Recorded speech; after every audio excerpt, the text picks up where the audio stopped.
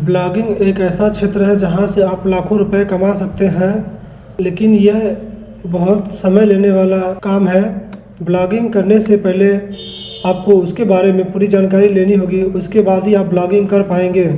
Blogging लोग पहले के समय में पार्ट टाइम करते थे, लेकिन अब ये धीरे धीरे एक बिजनेस का रूप ले लिया है और आपको ब्लॉगिंग करने के लिए कुछ इन्वेस्टमेंट की ज़रूरत पड़ेगी। पहले यह काम सस्ते में या फिर बिना पैसे के हो जाता था। आपको अब स्टार्ट करने के लिए इन्वेस्टमेंट जैसे कि वेब होस्टिंग, डोमेन और साथ में कुछ इंपॉर्टेंट टूल की ज़रूरत पड़ेगी जिसके आपको परचेज करना होगा।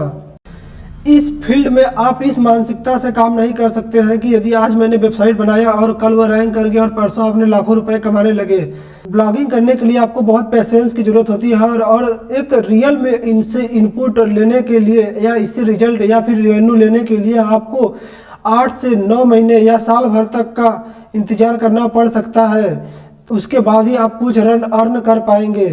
और जो लोग कहते हैं कि मैंने एक वेबसाइट बनाया और अगले दिन वह रैंक कर गया और लाखों रुपए उससे हमने कमाए, तो वो केवल एक्सपीरियंस लोगों के लिए होता है। यदि उसके पास एक्सपीरियंस है तो वह कोई अच्छी से कीवर्ड रिसर्च करेगा, कीवर्ड रिसर्च ही उसकी स्ट्रेटेजी होती है, उसके बाद ही वो रैंक कर पाता है। इस चीज़ को आपको भ्रमित होने से बचना है। यदि आप ब्लॉगिंग करने के लिए तैयार हैं तो आपको कुछ ऐसी मानसिकता रखनी होगी या फिर ऐसे लोगों को फेस करना होगा जो आपको पसंद नहीं है। यदि आप ऐसे फेस कर पाते हैं तो आप ब्लॉगिंग में सक्सेस हो जाएंगे।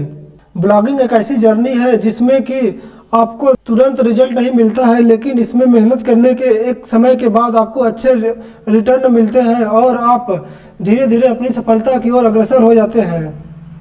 दूसरी पॉइंट आती है, यदि आप जिस भी टॉपिक पे आप अपना कंटेंट बना रहे हैं या ब्लॉग लिख रहे हैं उसके बारे में एक अच्छी रुचि होनी चाहिए और उसके बाद ही आपको उस फील्ड में उतरना चाहिए।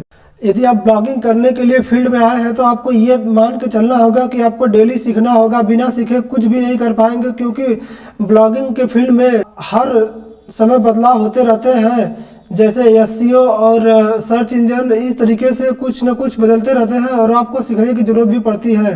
ब्लॉगिंग करते समय या फिर आर्टिकल लिखते समय आपको इस तरीके से कंटेंट को बनाने होंगे जिससे कि आपके रीडर या विजिटर आपसे बराबर कनेक्ट बने रहे।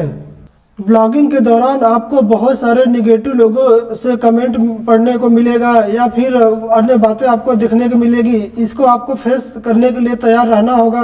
ब्लॉगिंग करते समय आपको छोटे छोटे टारगेट डिफाइन करने होंगे और एक एक टारगेट को धीरे धीरे कंप्लीट करना होगा। एक ही साथ पूरे टारगेट को आप कंप्लीट नहीं कर सकते हैं।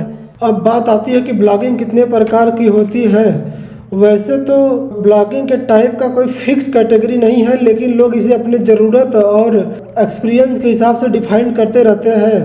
तो जैसे है personal blogging, business blogging, news blogging और नीच ब्लॉगिंग, प्रोफेशनल और personal multimedia blogging, guest blogging, affiliate blogging, corporate blogging, community blogging, educational और ट्यूटोरियल ब्लॉगिंग जैसे अन्य नीच आपको मिल जाएंगे वर्क करने के लिए।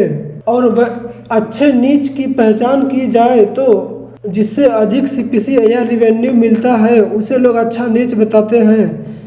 वह रिवेन्यू पर्पज से ज़्यादा बेहतर होता है।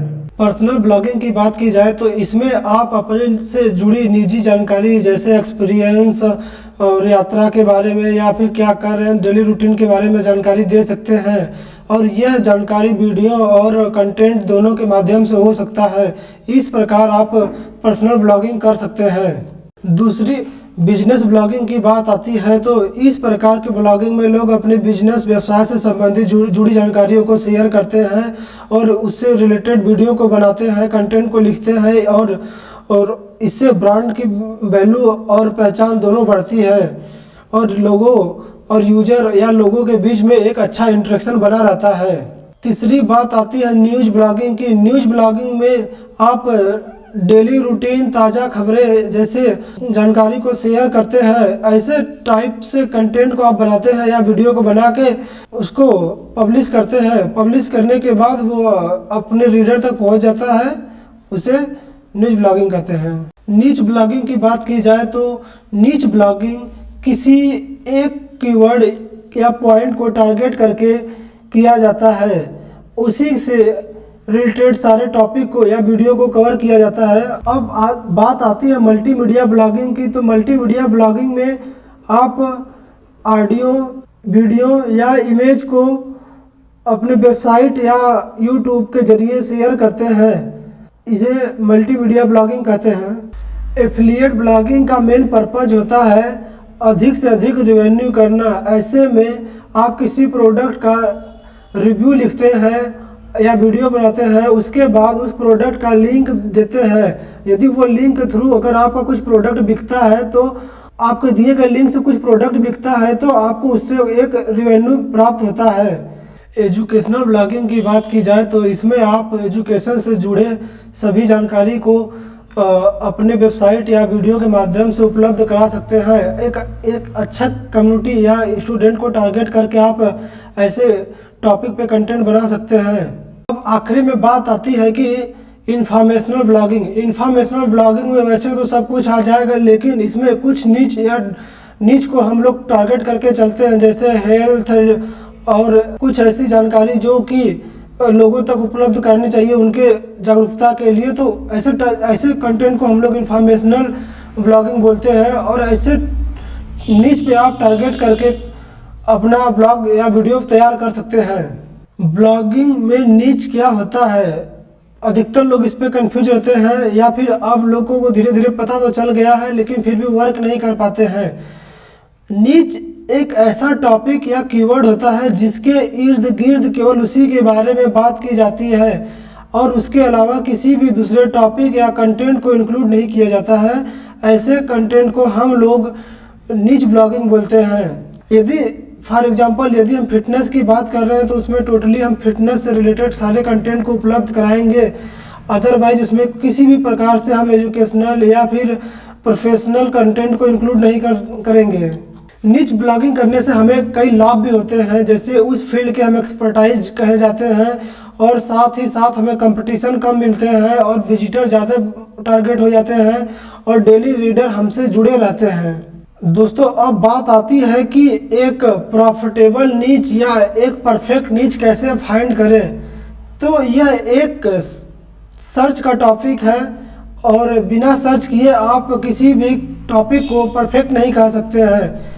आपको रिसर्च करने पड़ेंगे और रिसर्च करने का वीडियो जो है हम अगले वीडियो में बनाएंगे, क्योंकि इस वीडियो में बनाने से यह वीडियो काफ़ी लंबा हो जाएगा। तो हम अभी इस टॉपिक पे बात नहीं करेंगे कि कैसे एक प्रॉफिटेबल नीच को फाइंड करते हैं, वो अगली सीरीज या अगली वीडियो के लिए वेट करिए। हम अगली वीडियो में ये भी बात करेंगे कि नीच सेलेक्ट करने से पहले हमें किन किन चीज़ों का ध्यान देना चाहिए और उसे कैसे सक्सेस करेंगे बिना बैकलिंक का, और ऐसे कौन से कीवर्ड है जिस पे हम बिना बैकलिंक के रैंक कर सकते हैं।